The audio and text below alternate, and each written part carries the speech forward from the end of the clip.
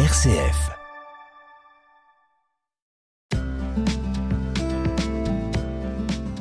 Polychrome, Olivier Singer, RCF Alsace. Bonjour à toutes et à tous, je suis ravi de vous retrouver pour notre émission réalisée au cœur du Parlement européen à Strasbourg.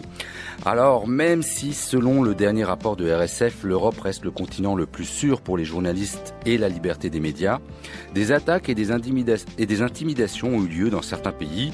Des journalistes ont été attaqués dans toute l'Union européenne, comme le journaliste grec George Karevaz, qui a été abattu à Athènes en avril 2021, ou encore le journaliste d'investigation néerlandais Peter de Vries, qui a été tué à Amsterdam en juillet 2021. Malheureusement, les exemples de recul de la liberté de la presse sont nombreux, que ce soit en Hongrie, avec la mainmise de Viktor Orban sur les médias publics et aussi celle de ses soutiens sur les médias privés du pays. Le scandale lié à l'utilisation du logiciel de renseignement Pegasus dans plusieurs pays européens pour surveiller des journalistes. Et même en France, l'inquiétude croît avec les rachats de grands titres de presse et la concentration de médias dans les mains d'une seule personne ou d'un seul groupe. À quoi s'ajoute la guerre entre la Russie et l'Ukraine, avec des tentatives de désinformation qui sont également source d'aggravation de la situation. C'est dans ce contexte d'inquiétude que la Commission européenne a proposé en septembre 2022 un texte législatif sur la liberté des médias dénommé le Media Freedom Act. Pour faire le point sur ce texte qui est désormais en débat au Parlement européen, nous sommes heureux d'avoir dans notre émission la députée européenne Laurence Farrand. Bonjour. Bonjour. Alors Madame Farrand, merci d'avoir accepté notre invitation malgré un agenda chargé pendant la session plénière à Strasbourg, on le sait. Vous êtes donc une femme politique française, vous êtes vice-présidente du MoDem, que préside François Bayrou, dont vous avez été l'adjointe au maire à la ville de Pau. Vous êtes également conseillère régionale de Nouvelle-Aquitaine pour ce qui est de vos fonctions en France. Élue donc députée au Parlement européen en 2019, vous êtes membre de la commission de la culture, de l'éducation et de la jeunesse, dont vous êtes même la coordinatrice pour votre groupe politique Renew. Cette fonction vous amène à suivre la plupart des textes débattus dans cette commission, ce qui nous permettra d'aborder d'autres sujets que celle du Media Freedom Act. On profitera de vous avoir pour revenir également sur un rapport que vous avez soumis et que vous avez fait adopter au mois de novembre sur les jeux vidéo et sur le e-sport. Nous reviendrons également sur les conséquences du Brexit, puisque vous êtes allé à Londres il n'y a pas très longtemps, sur les conséquences du Brexit, sur les politiques culturelles et éducatives à la suite donc de l'arrêt du programme Erasmus par exemple ou du programme Europe Créative. Alors revenons d'abord sur le sujet de base de cette émission, c'est le Media Freedom Act. Qu'est-ce qui justifie, selon vous, que l'Union intervienne sur ce sujet, sur la liberté des médias? Est-ce que c'est une compétence européenne? Est-ce que l'Union européenne peut apporter une plus-value? Je dis ça parce que le Sénat hésite à approuver actuellement, il contrôle ce qu'on appelle la subsidiarité, si c'est bien de la compétence pour lui de l'Union européenne. Qu'est-ce que vous en pensez? Je pense que l'Union européenne prend une décision très importante, c'est de défendre sa raison d'être. Sa raison d'être, c'est d'incarner un pôle démocratique majeur et sûr au plan mondial, alors que on sait très bien que ce modèle de société est menacée par les organisations ou les contre-modèles asiatiques, et pour pas dire chinois, par les risques qui pèsent sur des pays comme les États-Unis. On l'a vu à l'époque de Donald Trump. Donc, on doit réaffirmer nos fondamentaux, nos valeurs européennes et notre raison d'être. Donc, c'est dans le cadre déjà de ce grand plan d'action pour la démocratie que l'idée de ce texte a germé en 2020 et elle a été communiquée en 2022. Donc, que dit ce texte? Ce texte, il dit quelque chose de très important.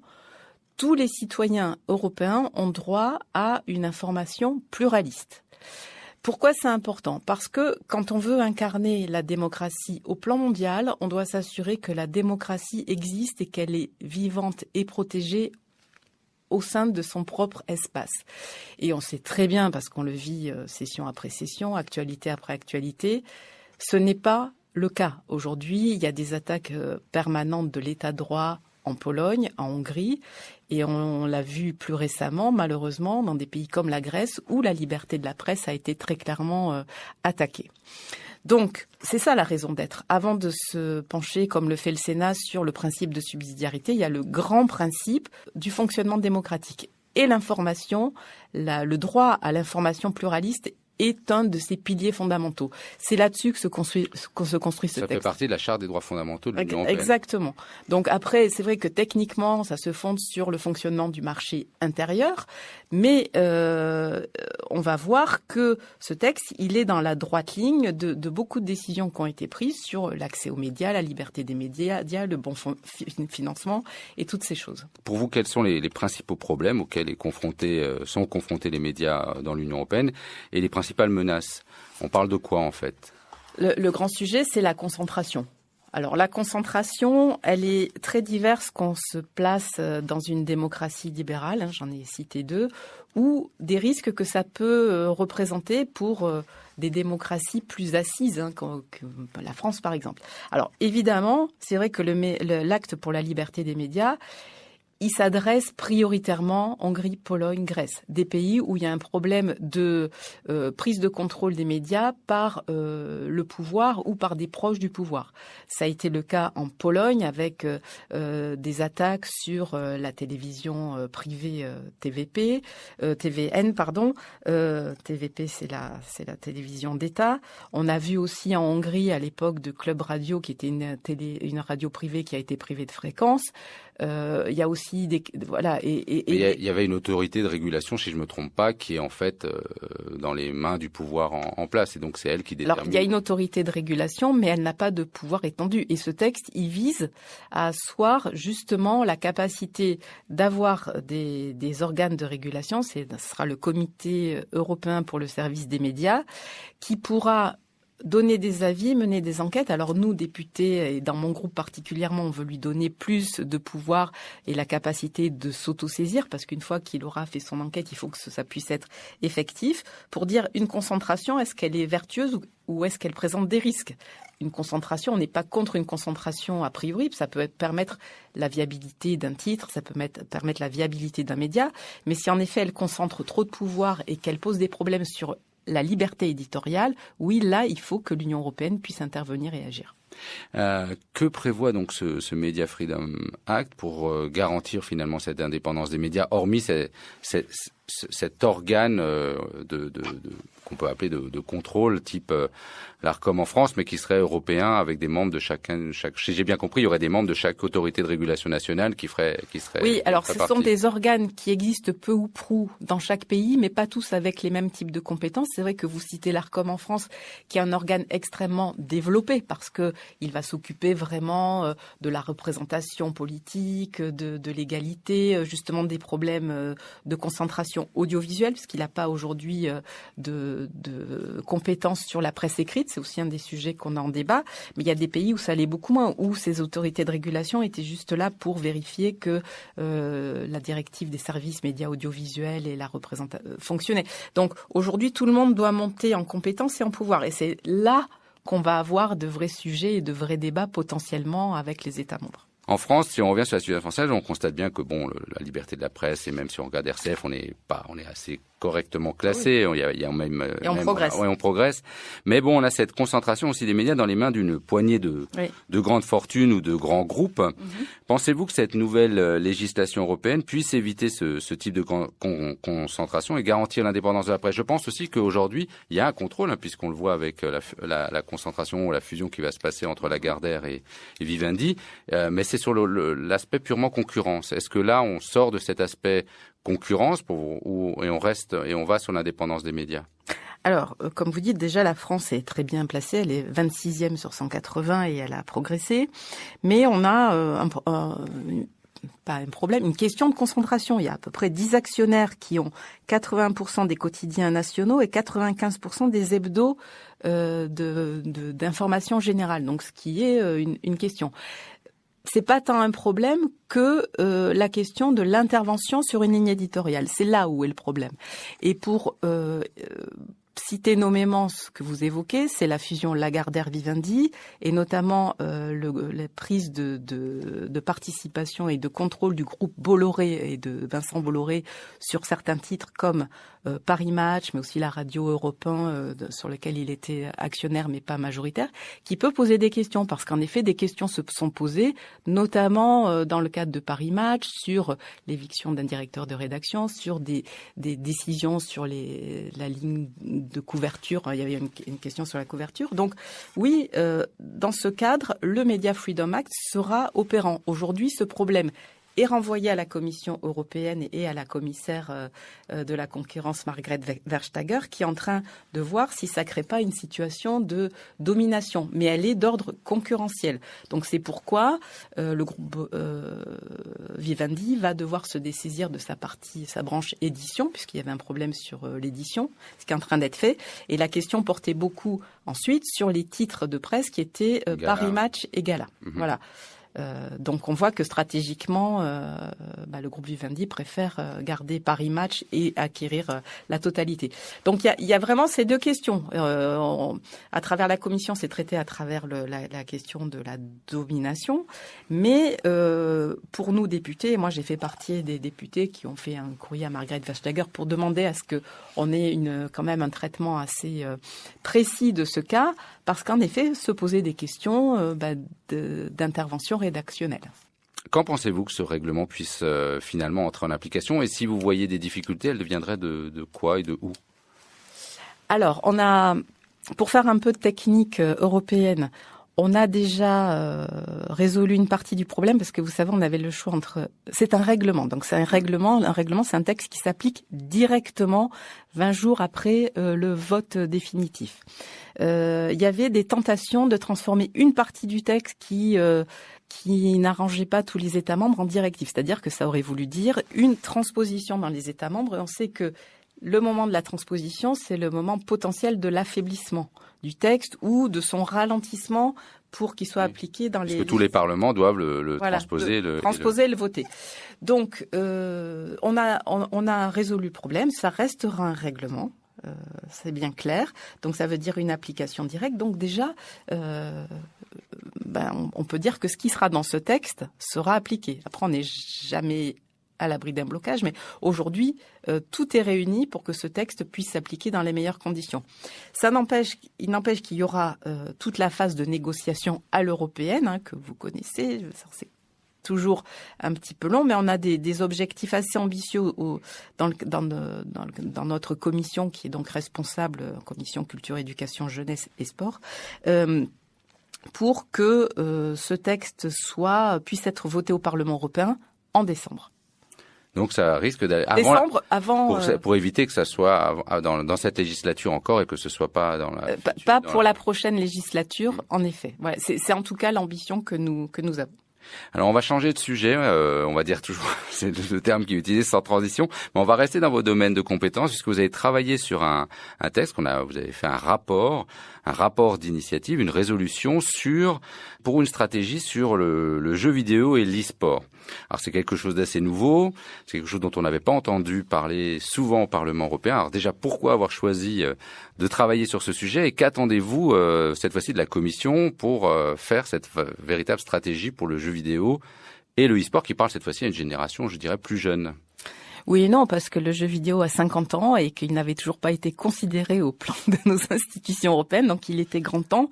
Pour ma part, j'avoue que j'ai été frappée, parce que j'ai travaillé au moment du Covid sur toutes les politiques de soutien au monde culturel, et durant le Covid, c'est un secteur qui a progressé et dont je me suis rendu compte de l'ampleur, puisque c'est 23 milliards de valeur ajoutée au plan de l'Union européenne, 5000 entreprises, des grands studios et un Européen sur deux qui est joueur, donc avec différents niveaux d'implication. Mais c'est un secteur extrêmement riche, donc qui concerne plus d'un Européen sur deux, qui nous apporte des compétences très fortes, très diverses dans le monde culturel et technique, puisque c'est vraiment l'alliance de la création et de la technologie, que donc il participe à un niveau certain à notre souveraineté numérique, et que finalement, alors qu'il a tellement d'importance dans la société réelle, il était absolument sous les radars des politiques européennes. Donc il y a une petite partie de financement du jeu vidéo dans le programme Europe Créative, qui est le seul programme en faveur de la culture à l'échelle européenne. Mais c'est ce que je souhaitais révéler dans mon rapport. Il mérite beaucoup mieux, beaucoup plus de considération et donc une véritable stratégie européenne de soutien dans les mois proches et j'espère dès la prochaine législature. On sait que la culture, c'est pas même si on rappelle toujours que Jean Monnet avait parlé qu'il aurait fallu mais on ne sait pas si cette citation est vraie, il aurait fallu commencer par la culture. Comment elle pourrait alors soutenir, si ce n'est pas financièrement, ce type de secteur ? Il faut qu'elle le soutienne financièrement. Mon objectif, c'est qu'il y ait une vraie ligne dédiée aux jeux vidéo à l'avenir. C'est une première étape. Mais au-delà de ça, on peut faire beaucoup en termes de reconnaissance du secteur et de structuration. Je propose notamment un observatoire européen du jeu vidéo parce qu'il faut savoir qu'aujourd'hui, on n'a aucune donnée consolidée sur le marché européen du jeu vidéo qui permettrait aux entreprises, aux studios, de savoir s'ils doivent se développer, de savoir quels sont leurs potentiels. Parce que vous savez, il y a des localisations dans les jeux vidéo où on peut se traduire son jeu. Enfin, voilà, il y a beaucoup de points sur lesquels on pourrait progresser. Et il y a la protection des actifs culturels, à laquelle je suis très attachée dans tous les domaines. Ça touche beaucoup l'audiovisuel parce qu'on peut imaginer que dans le cadre de rachat, un studio américain, asiatique pourrait se saisir de catalogues de films. Il en va de même sur le jeu vidéo. On a énormément de pépites avec, on l'a vu, des jeux financiers qui sont à l'œuvre aujourd'hui avec des volontés d'acquisition d'Américains, de Chinois comme Tencent qui sont en train de monter au capital de nos studios, voire de nos grosses sociétés telles Ubisoft européennes, et qu'il faut, à mon avis, absolument protéger contre ça et les garder. C'est vraiment un facteur de soft power, je parlais de souveraineté numérique. Le jeu vidéo, c'est le créateur du futur métavers. Il y a des briques technologiques qui ont été inventées par le jeu vidéo et qui potentiellement, et qui sont déjà à l'œuvre dans cette création du nouveau monde virtuel qui s'ouvre pour nous. Donc, c'est important en termes de création parce que on a une culture européenne, notamment dans nos jeux vidéo, qui s'appuie sur notre histoire, sur notre graphisme, sur nos scénarios qui sont très différents du reste du monde. Et à la fois, technologiquement, le jeu vidéo apporte des vraies innovations dans le monde numérique. Vous attendez là aussi, maintenant que vous avez fait ce rapport, quelles sont vos nouvelles attentes par rapport à cela ? Il faut que nos deux autres institutions, commissions et conseils s'en saisissent.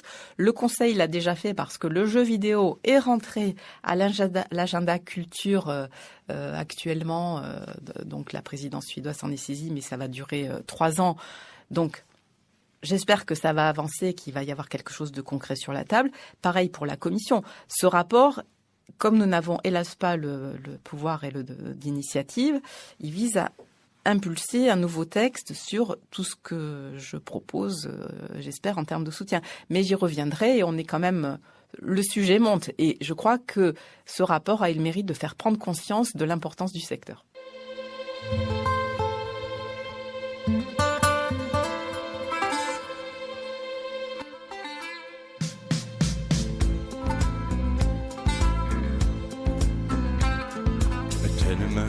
A dirty street, walked by shoeless feet. Inside it's long, so complete, watched by a shivering sun. Cold-eyed in a small child's face, watching as the shadows race through walls and cracks that leave no trace. Daylight's brightest shines. The days of Burley Spencer.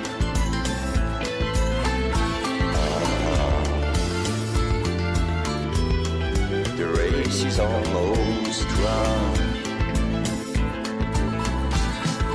Nose pressed on frosted glass, gazing at the smolden mass. Concrete fields, grows no grass, ambles blandly on. Iron trees smother the air, withering they stand and stare through eyes that neither know nor care where the grass is gone.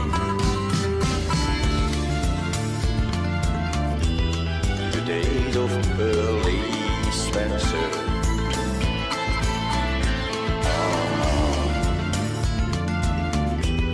The race is almost run.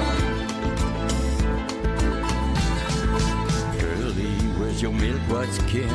What's that stubble on your chin? It's buried in the rock at gin. You play last of one. You play the house that can be beat. Look your head bowed in defeat. You walk along the street where only rats can run.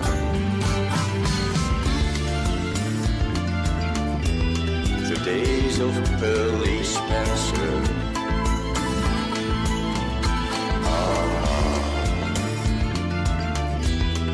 The race is almost run.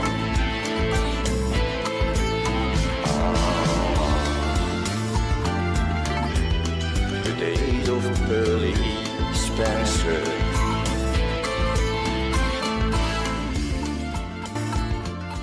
Alors, on a écouté Rodolphe Burger, un Alsacien, un guitariste alsacien, qui nous a réinterprété, qui a pris la reprise de The Day of Pearly Spencer, qui avait été interprété par David McWilliams. Alors, je reviens avec vous, Madame Farran, pour avoir cette fois-ci et terminer un peu cette émission pour parler un peu du Brexit. Le Brexit, c'est un sujet qu'on pensait un peu en arrière, ça fait quand même quelques années maintenant, et pourtant vous êtes rendu à Londres pour un petit peu voir les effets du Brexit dans le domaine de la culture et de l'éducation, et on sait que c'est dans le domaine de la culture notamment qu'il y avait le plus grand rejet du Brexit, que le monde culturel n'était vraiment pas en faveur de ce Brexit. Qu'est-ce que vous avez constaté en rencontrant différentes personnalités sur place, et quelle analyse vous faites des conséquences du Brexit sur ces secteurs? Comme vous dites, le monde artistique et culturel qui rejetait totalement le Brexit et qui en a vécu fortement les effets, et puis de l'autre il y avait les jeunes qui étaient ou qui n'ont pas voté ou qui étaient contre, et qui eux aussi ont été les premiers pénalisés, puisque le choix du gouvernement britannique a été de couper tous les programmes de l'Union européenne, et a fortiori quelque chose d'emblématique était Erasmus+, et aussi par la fermeture des frontières et du marché unique, la circulation qui est l'alpha et l'oméga de la création culturelle, puisque les industries, si je commence par les industries culturelles, c'est la deuxième industrie du Royaume britannique après la finance, donc c'est leurs deux secteurs prioritaires et leurs deux industries qu'ils ont mises à bas avec le Brexit. Donc il faut c'est vrai qu'on a beaucoup parlé de la pêche, mais on a très peu parlé de la culture et des artistes. Voilà, exactement. Aujourd'hui, il y a d'un côté les artistes confirmés, il y a une tournée de Dépêche Mode en ce moment. Je pense pas que Dépêche Mode ait des vrais problèmes pour circuler, remplir les stades, parce qu'ils ont des staffs pour s'occuper de tout ça. Mais pour tous les autres, c'est une extrême complexité, parce qu'ils ont un ratio de 90 jours sur 180 où ils doivent retourner à UK. Il y a un problème sur le cabotage dans les camions détournés, sur le merchandising. On n'imagine pas tous les problèmes que ça pose pour détourner pour les artistes, les performeurs qui sont pas de premier plan. Et puis, quelque chose qui m'a été révélé par un compositeur qui s'appelle Howard Goodall, qui, pour la petite histoire, a composé le thème de Mr Bean et qui a été multiprimé, BAFTA, etc., qui s'occupe de ce sujet, qui dit c'est terrible pour les jeunes artistes, parce que vous êtes chanteur d'opéra, vous voulez partir 3 mois ou 4 mois ou 6 mois en résidence dans un opéra de Berlin ou autre, vous ne pouvez pas, parce que il y a tellement de contraintes administratives qu'on vous dit attends, c'est plus simple de prendre un autre jeune d'un pays de l'Union européenne. Donc voilà, c'est des carrières qui se ferment, c'est des expériences humaines qui sont terribles. Et et sur l'aspect Erasmus, le Royaume-Uni donc ne participe plus à Erasmus. Alors ça, c'est contrainte pour les Européens qui ne peuvent plus non plus partir faire une partie de leurs études en Angleterre ou en Écosse. Là aussi, comment c'est vécu par les jeunes? Quel est vos retours, puisque ils parlaient de faire un programme État par État, une négociation pour une sorte d'Erasmus à l'anglaise. Est-ce que ça avance pour eux? Ils ont mis en place leur programme qui s'appelle Turing, qui débute. Aussi pour l'histoire, en fait, la dernière génération d'Erasmus finira en mai de cette année. Donc voilà, c'est une nouvelle rupture qui est en train de s'opérer. Le Royaume-Uni a mis en place son programme qui s'appelle Turing, mais alors on voit l'état d'esprit, c'est que il ne va que dans un sens. On peut envoyer les étudiants britanniques dans d'autres pays, mais on n'accueille pas. voyez, donc c'est déjà une façon de voir le monde qui est quand même très différente, je trouve, de leur philosophie. Ça, c'est le premier point. Et puis, ce dont je me suis rendu compte, c'est que en allant, j'ai vu surtout des universités, des professeurs qui disent que, en fait, les universités britanniques ont besoin de l'apport des étudiants étrangers pour des raisons financières. Donc, les Européens aujourd'hui ne peuvent plus bénéficier des tarifs des domestiques. Donc, les universités sont devenues inaccessibles. C'est autour de 20, 25 000, 30 000 livres l'année. C'est extrêmement cher. Alors, ils ont des universités très réputées, mais c'est des tarifs prohibitifs. Donc, ils accueillent des flux d'étudiants qui viennent majoritairement d'Inde et de Chine. Alors, on imagine que c'est quand même dans les classes les plus élevées et que ça change complètement l'ambiance, la nature de leurs universités parce qu'il n'y a plus de diversité. C'est des cultures extrêmement différentes. On peut se poser la question de la souveraineté quand on a une majorité d'étudiants chinois entre ces rangs. Voilà, tout ça pose beaucoup de problèmes. Et il y a même un point, c'est que ces étudiants, ils sont pas forcément satisfaits, donc ils font des questionnaires, ils font dégringoler les rangs des universités britanniques. Donc il y a des raisons d'attachement aux relations avec l'Union européenne qui sont si naturelles, et à la fois, on voit que pratiquement, ça se traduit par un appauvrissement, pas en monnaie sonnante et trébuchante, mais en termes d'échanges humains. C'est un peu tout l'objectif du Brexit. Et c'est tout l'objectif d'Erasmus, les échanges. Voilà, exactement. Mais je trouve qu'il y a quelques signes d'espoir qui malheureusement nous viennent de la situation de guerre en Ukraine, parce que finalement, on s'est un peu retourné vers les alliés originels et il y a quand même ce bloc qui existe. On a vu aussi la détente opérée par Rishi Sunak qui est venu rencontrer des grands dirigeants, dont bien sûr Emmanuel Macron. Mais on voit qu'il y a des signes. Et puis, dernière opportunité, l'Écosse, le Pays de Galles, l'Irlande, qui sont quand même très ouverts et qui étaient contre le Brexit et qui font des appels du pied très forts. Et nous allons partir avec une délégation du Parlement européen en Écosse très prochainement. Alors, avant de nous quitter, j'aimerais vous faire participer à une petite rubrique qui s'appelle Catch the Eye. Je vais passer la parole dans le cadre de Catch the Eye. Catch the Eye. Catch the Eye. We now move to Catch the Eye. Catch the Eye. Alors, Catch the Eye, c'est une petite rubrique où je vous pose des questions courtes et vous me donnez des réponses courtes. Quel est pour vous le plus grand succès de l'Union européenne ? C'est Erasmus+, pour moi, évidemment. C'est un programme qui est cher à mon cœur, sur lequel je travaille depuis le début de mon mandat. Et on a vu combien il manque quand il s'arrête. Est-ce que vous trouvez qu'il y a un échec ou quelque chose qui ne marche pas ? C'est le lien avec les citoyens qui est encore beaucoup trop distendu et injustement. Et ce qui ne marche pas, c'est la médiatisation, la communication. Il faut qu'on arrive à réussir ça. Et merci pour votre émission. C'est ce qu'on essaye de faire. J'aurais une autre question. Vous êtes sur les réseaux sociaux. Vous avez un réseau social préféré ? J'aime beaucoup Instagram.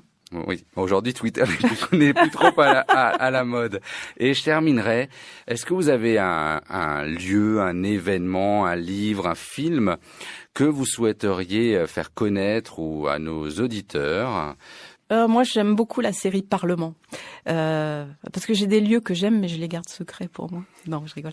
Non, regardez Parlement, parce que c'était une série drôle, pleine d'esprit, pour découvrir les coulisses du Parlement européen. Donc, c'est une satire, évidemment, ça se moque, mais on découvre toute la richesse de nos institutions et une forme de démocratie très avancée. Et avec un petit second degré qui est pas mal aussi. Vous avez vu Salade grecque, oui. Je crois, avec de Cédric Clapiche. Ouais. Vous avez un avis ou pas sur après l'auberge espagnole? Est-ce que parce que c'est celui qui avait mis en avant le programme Erasmus. Oui, exactement. C'est très juste. Les générations se suivent et se ressemblent pas, et c'est ce qui fait notre richesse, je trouve.